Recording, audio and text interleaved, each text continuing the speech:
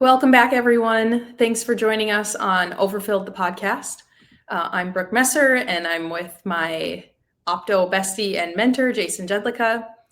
Jamie Kuzner is usually with us, but she is traveling abroad today, sharing all the good news and all the excitement about specialty contacts. So wish her the best of luck with all of her presentations and work that she's doing.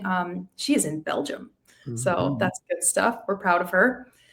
Today, we're going to talk a little bit about interpreting corneal topography and trying to weed out those irregular corneas from the regular corneas. And if we can't from topography, what do we need to further the diagnostics so that we can make sure patients get properly managed when maybe some red flags show up on their corneal scans.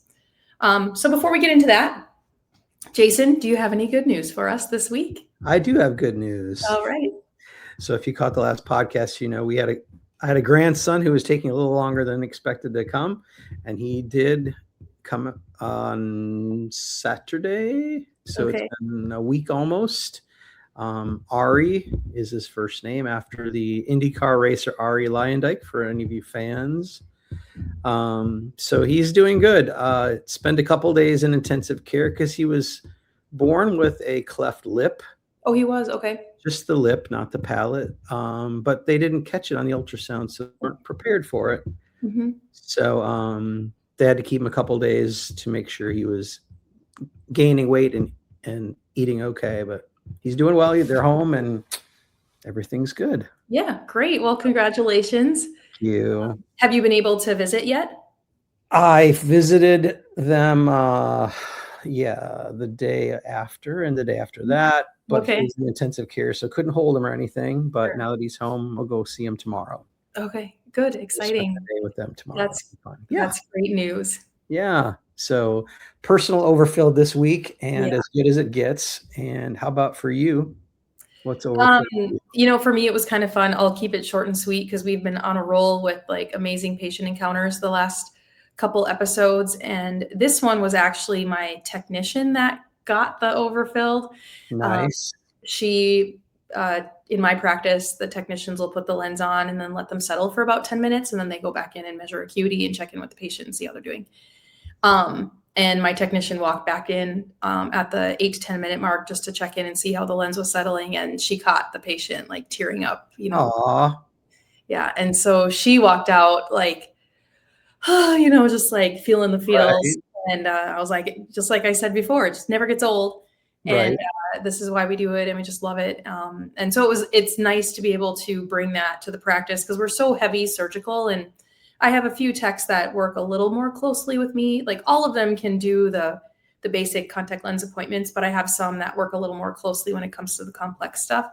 And so when, just one of our other technicians gets that opportunity to see how special it is to be able to work with contact lens patients, that's personally very overfulfilling for me too. So it was more from, the patient to the tech to me that that emotion flowed through. So it's just so awesome in that not only we, but our teams can also get that sensation and that that moment of just like, man, this is so worth it. And, the way we can impact patients is so awesome. So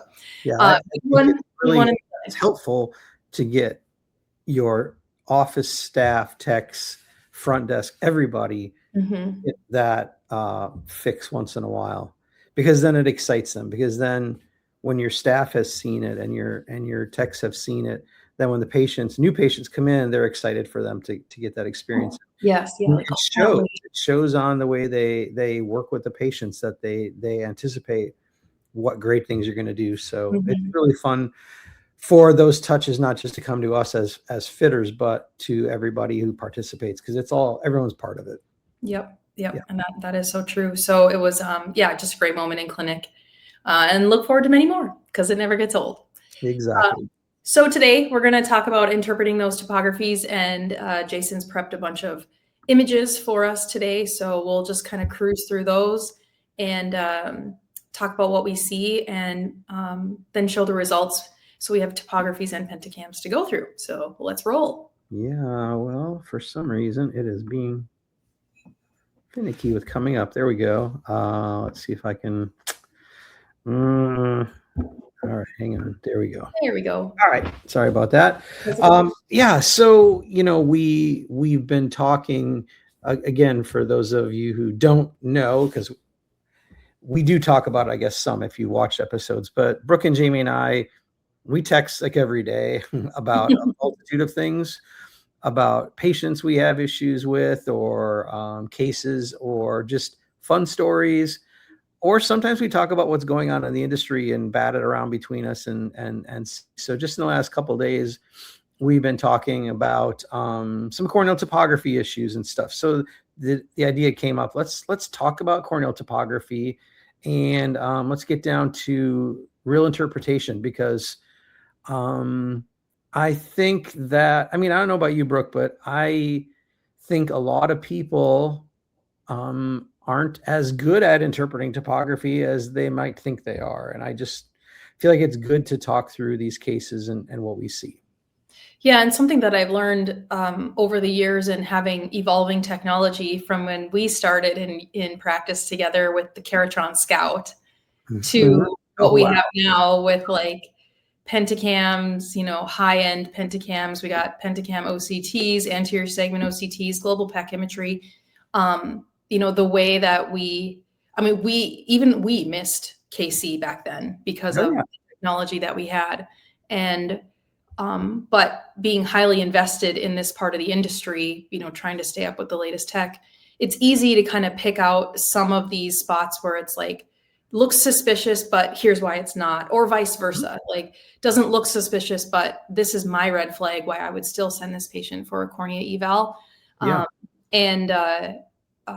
So let's dive into this one. Yeah. So this is just an old topography, obviously, by looking at it. You can tell I've had this one for decades, perhaps.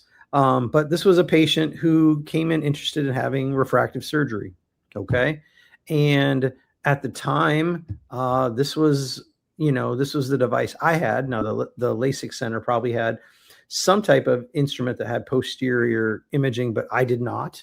Mm-hmm. And so we've got a topography here. And the question is this keratoconus, for one, and the second thing is this patient even a candidate for refractive surgery? Would you do like some type of laser ablation on a cornea that looks like that? So here, looking at it, to be honest, there's no way to know with the information we have here. When I look at the Myers on the left image, they're a little broken up inferiorly. There's some eyelash reflections in there, and those all can impact the color map. Mm-hmm. And certainly, if there's like a high tear lake or something there too, that also can impact it, because these placido disc is a reflection of the tear film. So if there's tear film abnormalities, they're going to show up as irregularities on the color map. Mm-hmm. Again, like, this is definitely suspicious, like inferior steepening and all of that. Mm-hmm. But there was an interesting article that I read on epithelial mapping that showed cases of inferior steepening, mild cases like this, that more cases were ruled as normal than ruled as KC when epithelial maps were obtained to identify this. Because I don't even know if it's the correct mechanism, but I say that like the lids can like smush epithelium right at the lid margin. And so when we see that steepening right where the lids would meet, it might just be heaped epi as well. So on this type of eye, I would want obviously a pentacam where I can image the posterior cornea, or a device like it. Like epithelial mapping would be super interesting on this one. And even aberrometry too would be interesting. Yeah. A couple other things I think are valid. One is you look at the picture on the right, and everybody's eyes are drawn to the color map. Mm-hmm. But do you understand what that color map is actually telling you? If you look at the colors, this scale is pretty tight. The difference between that orange spot down below and the green above it is less than 2 diopters. Yeah. So this is not like some radical steep area. This is very subtle, and the instrument is kind of just barely picking it up. Another thing, again, that I think is valid is this patient looking dead center on the Myers? Because again, if you look off center slightly, you're going to induce this type of a pattern. And so you look at the picture on the left again, like you pointed out, If you look at the Myers and you look at them inside the pupil, you could argue that there's a few more rings superiorly than there are inferiorly in that pupil, maybe. So the point again to all this discussion is A, you can't really tell. And I know I've had patients in the past that had very similar maps that had refractive surgery and did just fine. But I would, again, nowadays, I would never do surgery on this patient without looking at their posterior cornea first. It's absolutely critical to look there. So, but again, just questionable, but you can't look at that and say, well, that's keratoconus. You don't know that. You have no clue. It's suspicious for it, but you can't diagnose it based off a map like this. Yep. Yeah. And 100%, like this patient needs more screening. Yeah. So let's look at another one, which clearly is keratoconus. And if you look at that upper left map, you would say maybe that's obviously there's some inferior steepening again, but it's still pretty mild. The colors there it's not like hot red. And so the question again is, would you look at that upper left and say that is keratoconus? I don't know. Again, if that's all I had, I probably would be very suspicious of it. But again, on this one, the real giveaway is that bottom right map, that posterior elevation map compared to the upper right, the anterior, which is dramatically more elevated on the back, which again, I think I would feel 99% confident diagnosing this as keratoconus. Yeah, if I were to see the upper left map, that's the axial or sagittal map. So that's what we would be able to get on a routine topography. Yeah. When I first saw this one, I thought, is this like post LASIK? And then we just have that like reverse geometry cornea because it's so inferior, and centrally it's pretty flat. The Ks are 40 by 42. And so and sometimes we see maps like this where you get that inferior steepening just because it's steep relative to the flat center.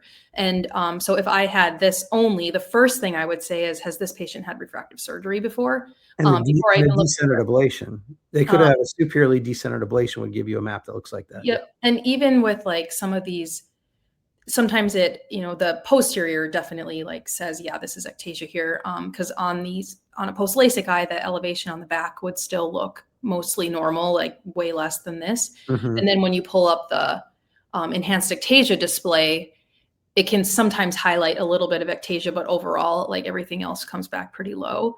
But again, yeah, this one is definitely ectasia, but I would also be, wondering like, oh, did this patient wear like flat GPs or, something else? But that's what I would notice with that sort of, that blue flattening superior. Looking at that upper left map, again, that's a great point. You could almost say, if this patient's a GP wear, do they have a lid attached GP they wear? So again, knowing some history would make a difference in diagnosing it as well. Yeah. So if you had a GP wear, I wouldn't say that they now have KC. They have correct. So again, you just need more data. But the elevation map on the front, top right, matches bottom right elevation, and so that ectasia posteriorly is worse than the elevation on the front, and so that's kind of a classic ectasia. And the cornea is thin too. We're in the upper 400s, so thin cornea, which would match it as well. Yeah, cool. Let's look at another one. Can we talk about one thing on this previous one? For sure. I think some people would go, oh, that's that could be pellucid, because if you kind of look, it's inferior, and maybe there's some like early crab claw shape. And the one thing I just wanted to point out was, the thinnest point needs to be significantly inferior when you look at the thickness map, and the elevation map, the hot red would need to be more inferior. So there are KC corneas that can have that like against the rule type astigmatism look. So they look like pellucid, but they're actually KC. And does it really matter? I don't know. But if we want to get academic, sometimes that gets to me when I see it on social media, where I'm like, that's not pellucid. Yeah, well, that's a really great point. And we could have a whole episode probably to talk about differentiating between the two. But in a nutshell, what's the difference between a real low cone and pellucid? And to me, I would say the way I'd look at it is that keratoconus, your posterior area of ectasia is more focal and round, if you will, like this is. Whereas pellucid, it's more arcuate. It follows the limbus shape, and I also think that that a lot of times the area of curvature change relative to where the thinning is slightly different. So there's no question there are subtle differences in an extremely low cone compared to pellucid. But I think at the end of the day, if you can't, like, pellucid is so easily diagnosed at a slit lamp. Do you know what I'm saying? Because you will see that thin area and you'll see the cornea hanging over the thinning, like they call it the beer belly, right? Yep. You can see that at a slit lamp. You don't always see that with keratoconus because it's usually more up into the cornea and you almost more see the thinning at the apex, but you don't always see the curvature change. But with pellucid, you see that curvature change. Yeah.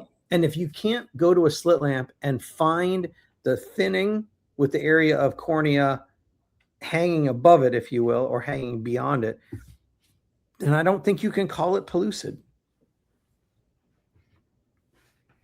Anyway, that's a good question, because again, this one is pretty low on your sagittal curvature map, but that tends to push the pattern further out. If we had a tangential curvature map, I think you'd see a little more focal red spot down there as opposed to the broad yellow. Yep.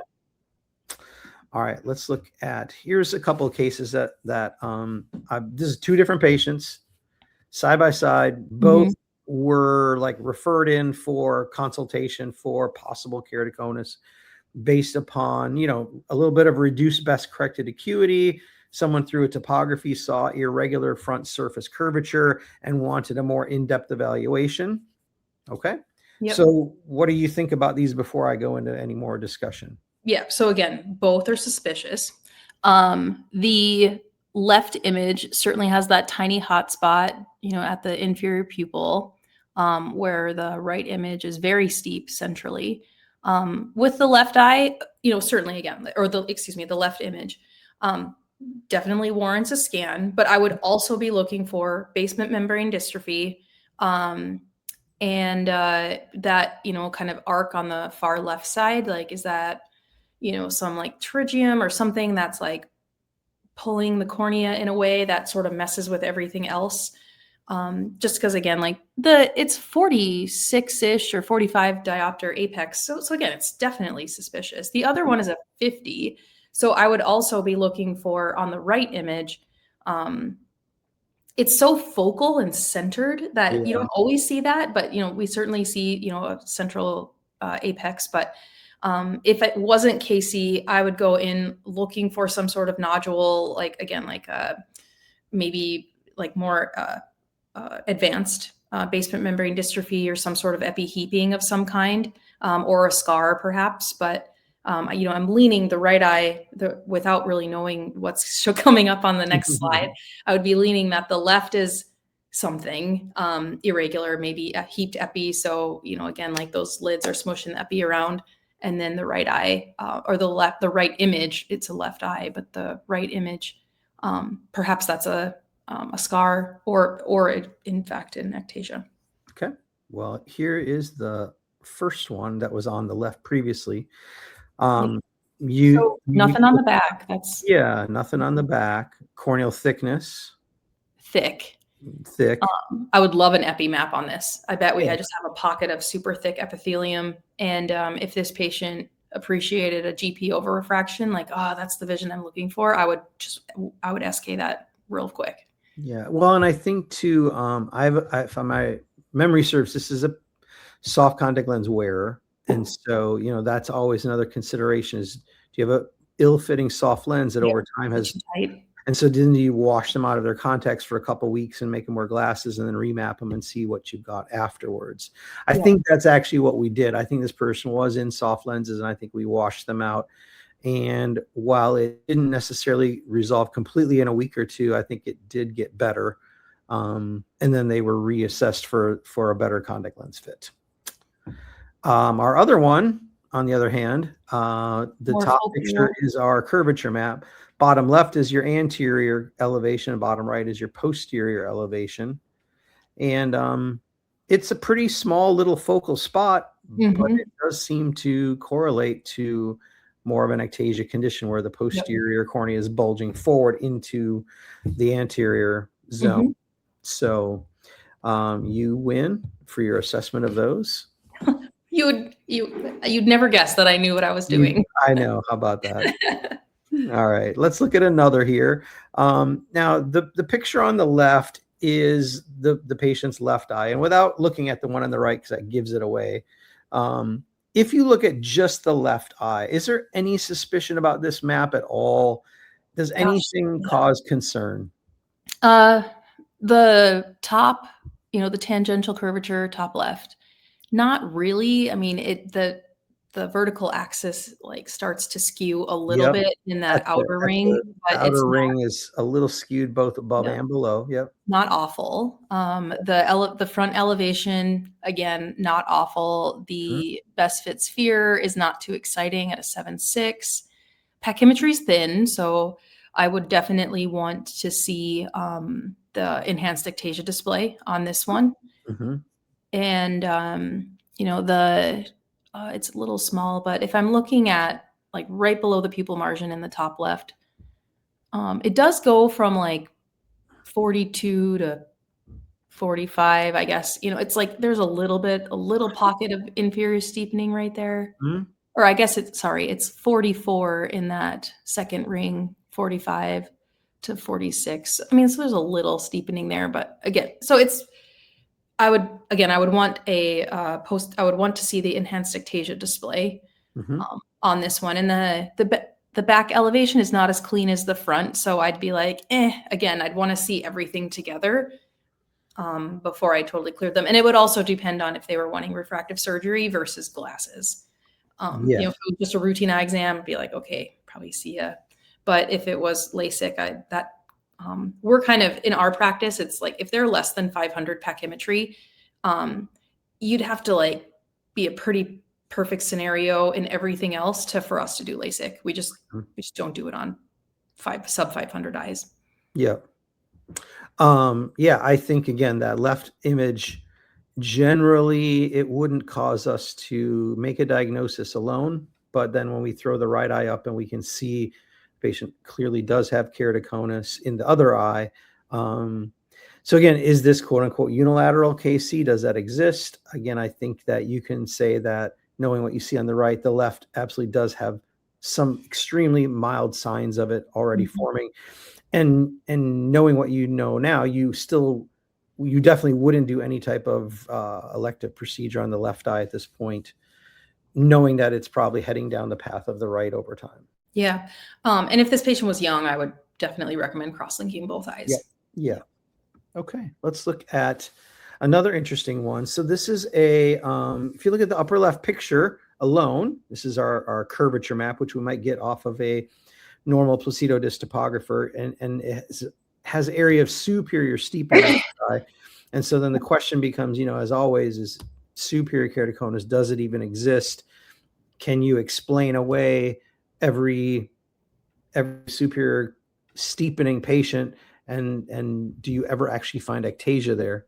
The interesting thing, again, if you look at corneal thickness, the corneal thickness is actually much thinner inferiorly. Yeah, There's I would no say correlation to this curvature is at all. no, I mean, again, if we only had the axial map, Yeah. there is no way that, I mean, it's messed up. Again, I'm thinking like hyperopic LASIK, Mhm. Salzman's nodule, something like that. I wouldn't even like superior KC wouldn't even probably not even come across my radar, to be honest. Mhm. But I'm not a believer. So Yeah. I'm in the camp as like it doesn't happen. Um, the people that show these superior KC scans don't have posterior corneal findings. They don't have pachymetry. And so I would need that before. I mean, I can be swayed, but right now I have yet to believe that there's superior KC. Yeah. And if you look at the elevation maps, clearly in this case, what's going on, this patient must have some type of scarring, because not only does the back surface bulge forward, the Mhm. anterior surface bulges backward into the Yeah. front or into the back. And so it's just a compaction of the cornea. It's a thinning both anteriorly and posteriorly. It's thinning towards the stroma rather than thinning posteriorly bulging forward.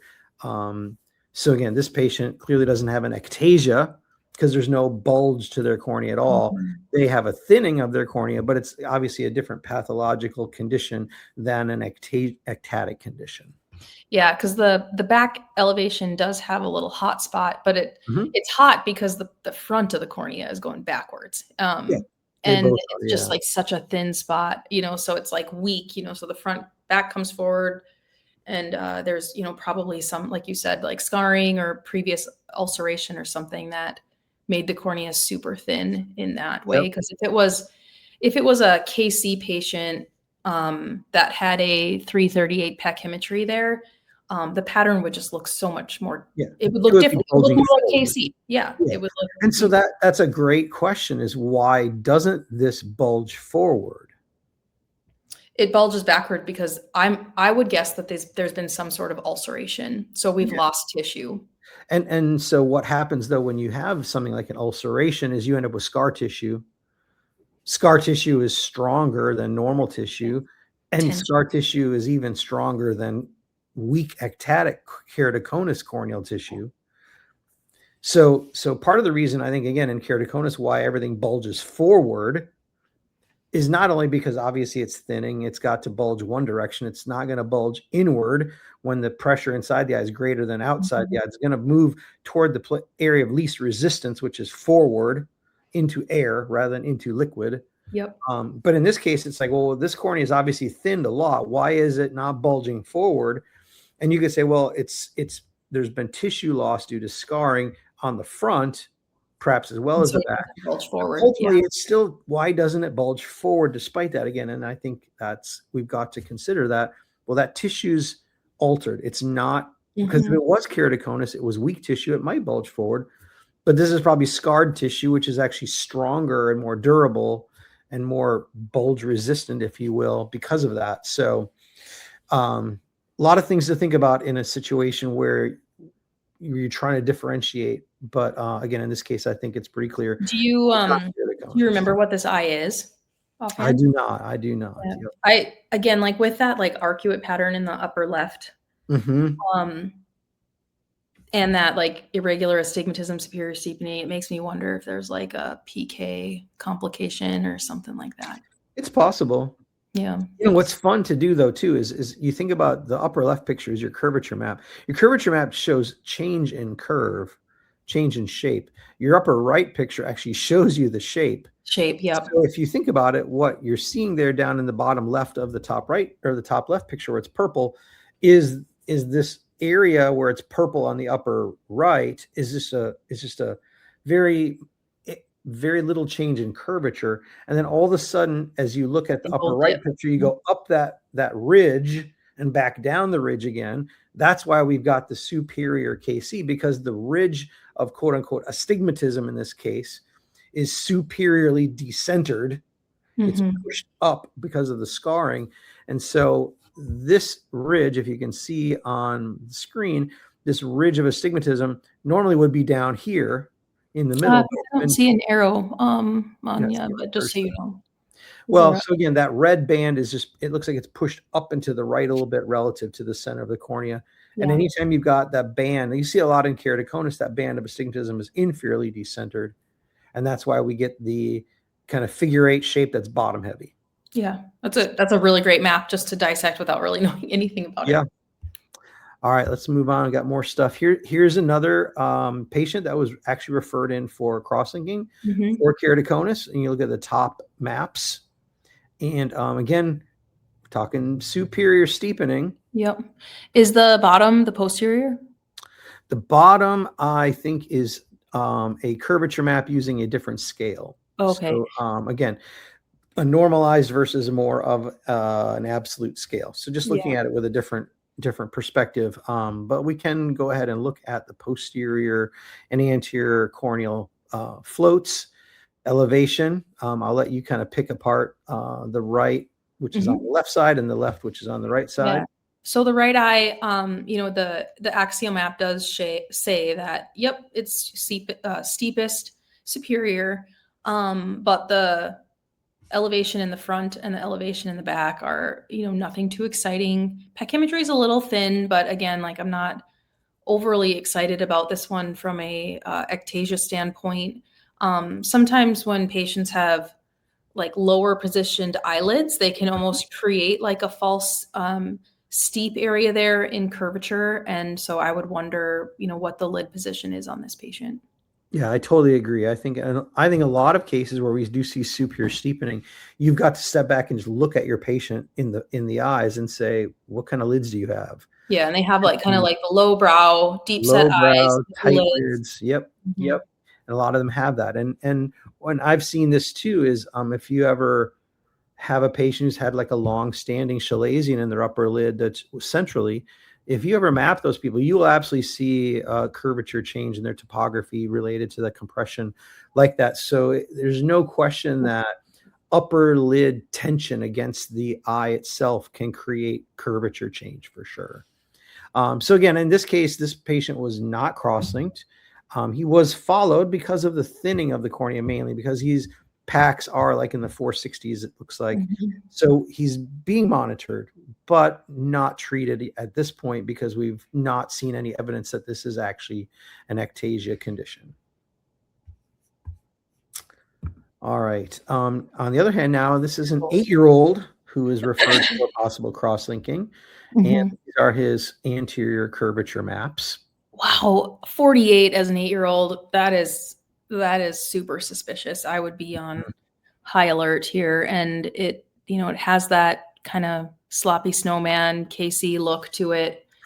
Um, so I would bet that this is KC, but they could also be an eye rubber or Mhm. something like that. But I would be definitely high alert on this one. Yeah. So here are his other maps and particularly the enhanced ectasia Yeah. display. I love the enhanced ectasia display. I find it so interesting how technology can just like identify those spots and, Mhm. find it for us. And so again, the enhanced ectasia display, it flags the front of the cornea a little more suspicious than the back, but it's still there. Yeah. The There's still more posterior float. There's more plus Mhm. numbers higher on the back surface than the front. It is still showing signs of a posterior elevation difference. Yeah, and I know the pachymetry maps are covered. I guess the other eye has a pachymetry and it's thin, 477. So I probably would call it KC, even though there's not much on the left eye other than the anterior cornea looking a little steep. But given the pachymetry, both eyes having this pattern, um, this is KC all day in my book. Yeah. So then, real quick, would you do cross-linking on this 8-year-old boy at this point, or what would you do? I definitely would. We in our clinic, the epithelium off FDA data or the indication is what, like, is it 12 or 12 and above? 12, yeah. So sometimes you just need like a prior authorization from the insurance saying that, Mhm. hey, they have it, they're just young. Can we just making sure that you're still, on label and everything. So it just sometimes takes a little extra work on the admin side to make sure they're covered by their insurance. I Yeah. guess, I don't know, let's say we're in a world where there is no epithelium on cross-linking, Mhm. I would still probably do it. Yeah. Mm, If I'm And trying to think of my 8-year-old or when Nora was 8, if she could lay there for an hour and yeah. would she get free? Well, Would she? Nora might be an exception, but I Uh, didn't at the time, I didn't think this little guy could do it, and so okay. we have seen him back once, and it's relatively stable, but it definitely, looks like it has high risk of progression, and Mhm. now that we're gonna start doing epi on here in the next couple of months, That's so much I'm easier. thankful because it's gonna be so much easier for him to Mhm. lay there for 25 minutes instead of Yep. an hour and 20 minutes or whatever it ends up being from start to finish. So, and obviously less uncomfortable. So, I've had actually a couple kids in the last few months. I have a 6-year-old we diagnosed a month or two Jeez. ago too. And I'm just thankful that Epion is coming for their sake because I think it's so much easier on the kiddos, especially. Mhm. So, Yep. Yep. last one, I just want to wrap up with this final comparison of two eyes, and we can call it a a podcast. But these are two patients that both had LASIK. Okay. And patient A on the left, patient B on the right. I mean, do they both look suspicious to you?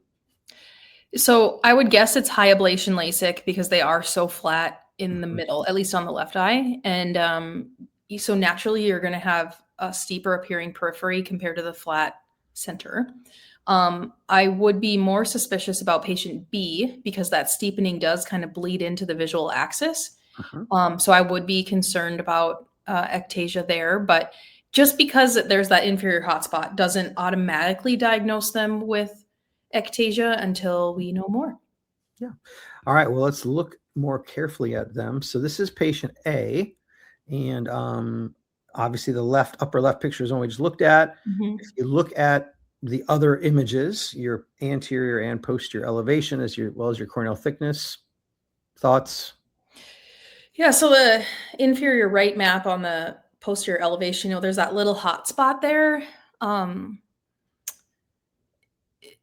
would maybe need to monitor this patient over 6 months before I call it true ectasia. I also think that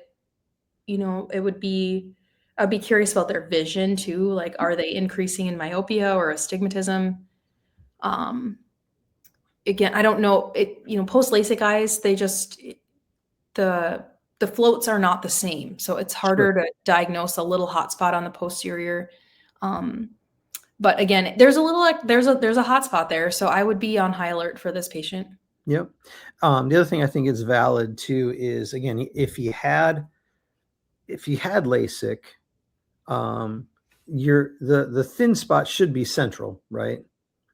Now you could argue that you could argue that looking at the curvature map, maybe he had a slightly decentered ablation, superiorly decentered though, but actually your thin spot is inferior. Yeah. And that doesn't really correlate with just a standard ablation or even a decentered ablation per se. Yeah, the thin spot is in the hot spot. So, and that should not be the case. Yeah. So I think if I recall, this gentleman did have cross-linking done, and that was a few years ago already, actually, and it's been stable since. But he was diagnosed with keratoconus or post-LASIK ectasia technically, and has had treatment already. Patient B, on the other hand, again, looking at your anterior and posterior floats on the right side, not much difference. Looking at your thickness map, it's pretty well centered. Yes, it is. So interestingly enough, this gentleman was seen by 2 or 3 different corneal specialists, and each one of them did diagnose him with post-LASIK ectasia. I contended he did not. I said he had some irregular healing or a mildly decentered ablation, which you could argue, because if you look at the elevation map, that blue spot is shifted up into the left side. So superior nasal. But I said, I can't see how anyone could argue that this is actually an ectasia. But nevertheless, he had cross-linking done. Okay. So, well, it doesn't hurt him, but correct. The other people convinced him that he should have it. Yeah. Even as I tried to tell him, I didn't think there was any reason to, but it's fine. But clearly a difference in the look of these two patients, and one of them, I think clearly the first one has all the signs of it, and the second one, while the curvature map on the front looks very suspicious, everything else about the map, the way you tease apart the elevation maps and the thickness and everything else, no sign of ectasia anywhere else on this map. Why do you think that there are, we look at maps all day for cataract surgery and things. Why are there so many decentered ablations? Like, how does that happen? Or is it just the way the epi rebounds post-treatment? Probably a combination of things. I think a lot of it has to do with just, I don't do refractive surgery personally. I've watched a ton of them to be done. I think a lot of it just, again, it's the patient positioning under that laser. I don't know why, but it definitely seems that it could also be a little bit to do with the position of the brow for some patients, the way they lay. When you lay your head flat on the bed, if you will, Your head probably is tilted down slightly. And so maybe there's just a natural propensity. I would say that of all the decentered ablations I've seen, I rarely see an inferiorly decentered ablation. They're always superior. Yeah. I'm not sure about laterally, whether there's more nasal or temporal, but I can't even think of anybody I've ever seen that had an inferior treatment, but I've seen oodles of decentered ablations superiorly. So there must just be something about the natural positioning of the eye. But like you said too, maybe there is something about the healing, maybe because of the lid position where, you know, the inferior epithelium thickens up more than the superior. Yeah. So But neat stuff. Maybe we'll have Vance on someday to talk about that. That would be fun. Yeah. Well, another great info-packed session today. It's always interesting how you're like, oh, we're going to need like 20 maps to go through, and then we get through like 4 in 40 minutes. But thanks to all of you for joining us today. Hopefully you picked up a few pearls that you can take back to your practice, whether you have pentacam and being able to image the posterior cornea, or just your topographer. Hopefully you can pick up a few things there so that your patients can get screened adequately when needed. We will see you all back next week for more info-packed sessions, and looking forward to that. So hopefully you have a nice weekend, Jason. The third musketeer back in tow. Yeah, hopefully. A trip to Belgium. Yeah. Hopefully she hasn't had too many Belgian beers. Yes. So a little bit jealous of that, but hope everybody has a good weekend, and we'll see you next time.